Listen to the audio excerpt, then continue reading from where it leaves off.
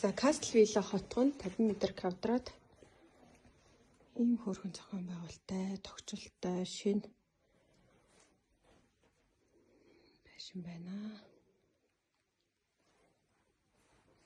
Түрээслүүлэхээр орж ирж байгаа.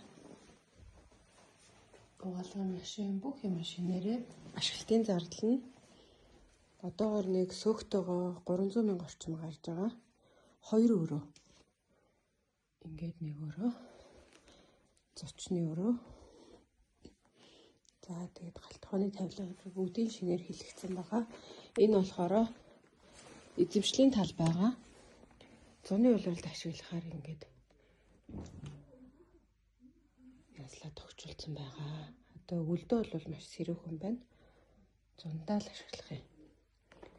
Тэгвэр нь бол ашиглаж болохоор